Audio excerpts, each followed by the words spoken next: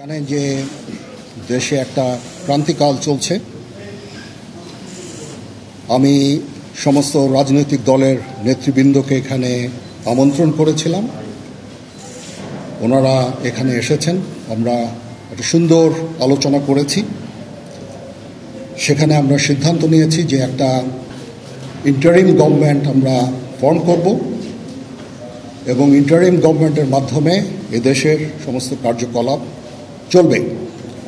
আমরা এখন মহামান্য রাষ্ট্রপতির কাছে যাব যে এই ইন্টারিম গভর্নমেন্ট ফর্মের ব্যাপারে ওনার সাথে আলোচনা করে আমরা একটা ইন্টারিম গভর্নমেন্ট ফর্ম করে দেশ পরিচালনা করব। আমি আপনাদের কথা দিচ্ছি, সমস্ত হত্যা, সমস্ত অন্যায়ের বিচার আমরা করব। আপনারা সেনাবাহিনীর প্রতি আস্থা রাখেন, সশস্ত্র বাহিনীর প্রতি আস্থা রাখেন। আমি সমস্ত দায়িত্ব নিচ্ছি, আপনাদের জানমাল, এবং আপনাদেরকে আমি কথা দিচ্ছি যে আপনারা আশাহত হবেন না। ইনশাল্লাহ আপনাদের যত দাবি আছে সেই দাবিগুলো আমরা পূরণ করব এবং দেশে একটা শান্তি শৃঙ্খলা ফিরিয়ে নিয়ে আসব। আপনারা আমার সাথে সহযোগিতা করেন। দয়া করে আর এই ভাঙচুর, হত্যা, মারামারি, সংঘর্ষ এগুলো থেকে বিরত হন।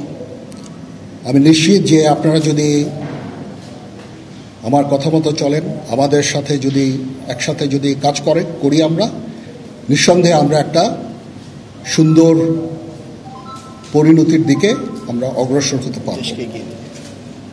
আপনারা দয়া করে আমাকে সাহায্য করেন। মারামারি করে এই সংঘাতের মাধ্যমে আমরা আর কিছু অ্যাচিভ করতে পারবো না, আর কিছু আমরা পাবো না।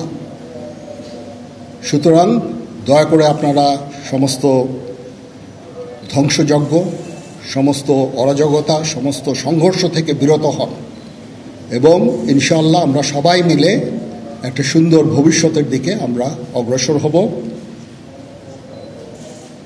প্রতিটা হত্যার বিচার করা হবে, প্রতিটা অন্যায়ের বিচার হবে।